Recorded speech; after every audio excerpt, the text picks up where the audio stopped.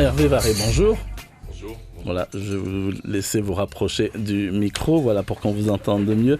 Alors, le 28 juin dernier, avec la direction de la Santé, le ministère de la Santé, vous avez signé une convention de collaboration pour le lancement donc, d'une vaste enquête de santé publique sur les facteurs de risque des maladies chroniques en Polynésie française. Alors, cette enquête a débuté sur le terrain, voici plusieurs semaines. Alors, elle a débuté par les milieux urbains, comme on dit. Oui, bonjour à tous. Merci de me recevoir ce matin. Oui, effectivement, cette enquête a démarré donc sur la zone urbaine, Papeete, Aroué et un petit peu Punavia. Donc pour effectivement donc commencer à recruter des participants, c'est une vaste enquête comme vous l'avez souligné qui va occuper donc on va recruter 4140 personnes sur la totalité donc du territoire de la Polynésie française. Ça, c'est le nombre de personnes qui seront interrogées. Voilà, ce sont le nombre de personnes qui seront interrogées, le nombre de participants qui seront interrogés. À peu près 3000 personnes sur les îles du Vent et à peu près donc 1000 personnes sur le reste des archipels de la Polynésie française, île Sous-le-Vent, Marquise. D'accord, vous allez toucher les 5 archipels. On touche les 5 archipels.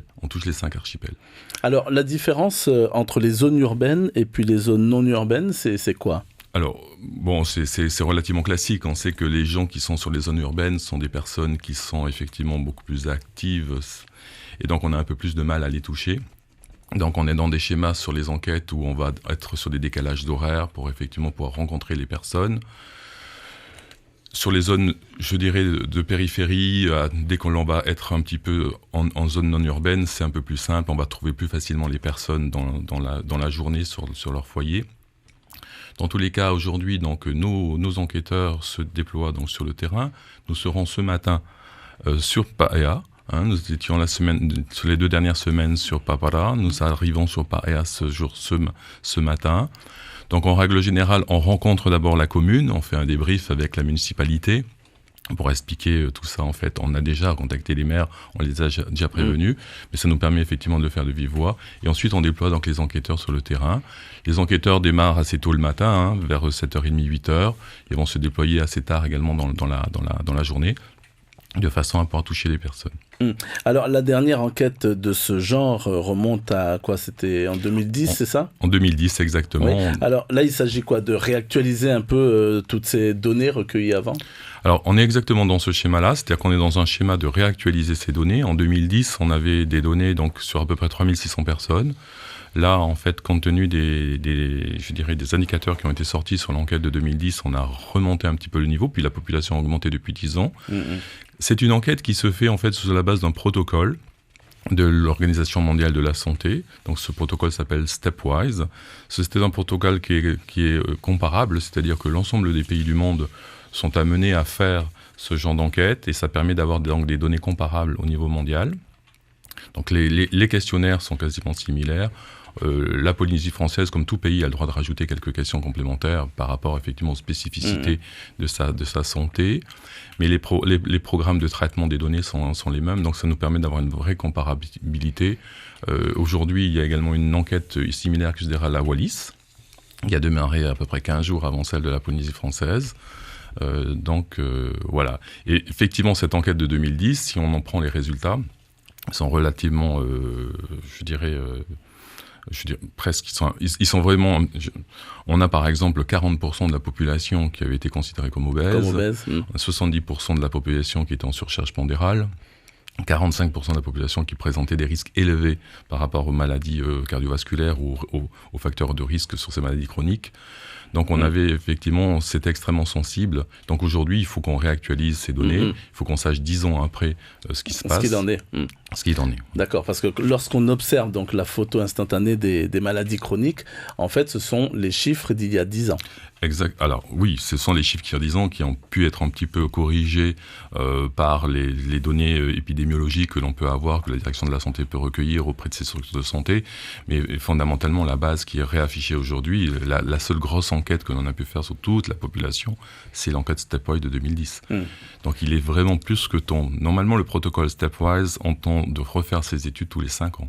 D'accord. Donc on a un petit peu de retard. Il est urgent de les refaire. Pourquoi ? Parce que demain, les politiques de prévention vont se baser sur cette enquête. Donc pour nous, c'est extrêmement important d'arriver à la conduire. elle est extrêmement importante et elle est même, je dirais, vitale pour la Polynésie française. Les participants, je dirais, collaborent positivement, on en est très content, on les invite à collaborer de façon complémentaire. Le schéma de tirage s'est fait avec l'Institut de la statistique, c'est-à-dire que c'est eux qui nous ont donné l'échantillon pour pouvoir tirer ces 4100 personnes. D'accord. Donc, nos enquêteurs arrivent dans un foyer qui a été effectivement sélectionné. Ces gens-là donc, ont le privilège d'avoir été sélectionnés pour cette enquête. Donc on leur demande bien évidemment de nous faire le meilleur accueil à nos enquêteurs et enquêtrices. Alors cette étude, rappelons-le, sera menée donc, pour être très précis, auprès de 4140 participants, donc tirés au sort, vous l'avez dit, à partir de la base donc, de données à l'Institut de la statistique. Et alors, très précisément, est-ce que vous avez une idée comme ça, pour illustrer un peu les questionnaires, une idée de questions que vous allez poser donc, ou que vos enquêteurs posent aux personnes qu'ils rencontrent? Alors, les questions ont trait aux habitudes de vie. Donc, il y a des questions qui vont être posées sur, je dirais, les habitudes alimentaires. Ce que mangent les personnes, si elles consomment, alors bien évidemment on connaît les facteurs de risque comme le diabète ou les maladies qui en sont induites, dès lors que, donc sur le sucre, sur la consommation d'alcool, sur éventuellement effectivement le fait de consommer, de fumer ou de ne pas fumer, sur les habitudes, c'est-à-dire l'hygiène de vie, sur le fait de faire du sport ou de ne pas en faire. Donc voilà le type de questionnements qui vont être posés. Dès lors que les questions sont posées sur les habitudes alimentaires, elles sont un petit peu poussées, c'est-à-dire qu'on demande aux personnes combien de légumes ils mangent par jour, combien de fois par semaine, etc. À l'identique pour la consommation d'alcool, est-ce qu'ils le boivent de façon épisodique ou est-ce qu'ils sont des consommateurs avérés, ce qui permet d'avoir effectivement le reflet de ce genre de facteurs de risque dans nos populations. Vous allez également prélever un échantillon de sang, c'est ça? Alors, on complète. Alors, cette enquête se fait avec 2 intervenants. C'est-à-dire qu'on a une première personne qui fait une enquête qui dure entre 15 et une trentaine de minutes en général. Ça dépend du nombre de questions auxquelles répondent les personnes en fonction de est-ce qu'elles fument beaucoup, est-ce qu'elles fument pas. C'est-à-dire que si vous ne fumez pas, vous ne buvez pas, vous faites beaucoup de sport et vous mangez des légumes, je dirais l'enquête se passe assez rapidement puisque vous avez répondu oui aux critères que l'on recherche. Derrière, on a un infirmier qui revient le lendemain ou le surlendemain, qui va vous faire effectivement une collecte d'une goutte de sang pour pouvoir mesurer votre glycémie, qui va également vous mesurer la taille, le poids, le tour des hanches, qui va également prendre votre tension. D'accord. Quelle que soit votre réponse. Alors, il faut savoir que cette enquête, votre réponse, oui, quelles que soient vos réponses à vos questionnaires, bien évidemment, ça nous permet de comparer justement les données recueillies par l'enquêteur à ces données, ces mesures anthropométriques que l'on peut faire, donc ces mesures biologiques que l'on peut faire sur les populations. Alors, cette étude, vous l'avez souligné, respecte donc le protocole standardisé de l'OMS, l'Organisation mondiale de la santé. Alors, protocole qui permet donc de comparer les données de santé de différents pays, y compris de la région Pacifique. Alors, le fait que ce soit votre institut à qui on a confié cette enquête, quelque part, c'est une forme de reconnaissance de la qualité de votre travail, non ? Alors, si vous le dites, j'en suis très content. Merci, effectivement. Alors, c'est surtout parce que nous avons une collaboration extrêmement importante avec la Direction de la Santé. La Direction de la Santé est un partenaire très, très important pour l'Institut Louis Malardé. L'Institut Louis Malardé, je dirais, met en place ce type d'études. Si je n'avais qu'à vous citer l'existence, c'est-à-dire la création de l'Institut, en 1949, quand cet institut est créé, donc il y a 70 ans, les premières études ont été lancées sur la filariose en Polynésie par l'Institut Louis Malardé. Donc, c'est apercevoir que les gens étaient atteints de la filariose et qu'il fallait les soigner. Donc, je veux dire, c'est dans la tradition de l'Institut de conduire ce type d'études. On est un partenaire privilégié, c'est une étude qui est lourde, donc effectivement la Direction de la Santé a souhaité nous la confier. On travaille en forte collaboration avec notre acteur, avec ce partenaire privilégié de l'Institut. Alors toutes les informations qui seront recueillies au bout donc de 6 mois, parce que 6 mois c'est la durée de l'enquête, elles seront destinées à qui ? Alors ces données, dès lors qu'elles vont être collectées, il faut savoir que ces données, lorsqu'elles sont collectées, elles sont collectées de façon anonyme, c'est-à-dire que l'on arrive chez une personne, elle a été tirée au sort, on lui propose effectivement de faire avec nous l'enquête, elle adhère, donc elle va consentir à cette enquête, elle va nous signer même un document de consentement. On va collecter les informations vont ensuite être ce qu'on appelle pseudo-anonymisées, c'est-à-dire qu'il n'y aura plus du tout le nom ni le prénom de la personne, on ne saura même pas où elle habite. Et ces données, elles vont être traitées, on va les traiter en fait avec l'Organisation mondiale de la santé, puisque c'est eux qui ont mis en place ce protocole. Donc c'est avec l'OMS que l'on va traiter ces données, parce qu'ils ont tout le savoir-faire pour traiter ces données. Et dès lors qu'elles auront été traitées, un rapport sera produit, sera donc remis à la direction de la santé, au ministère de la Santé, et on travaillera autour de ce rapport pour pouvoir mettre en place justement ces fameuses nouvelles politiques de prévention pour le pays. D'accord, donc vous allez adapter vraiment à la situation sur le terrain. Alors on s'adapte complètement, c'est-à-dire que même si cette enquête, elle est sur la base d'un protocole mondial, elle dépend des populations, et ensuite on va la réadapter. On sait que nos populations sont très attirées par du sucre ou par la consommation de gras. Et il est évident que derrière, on va en avoir le reflet dans ces enquêtes.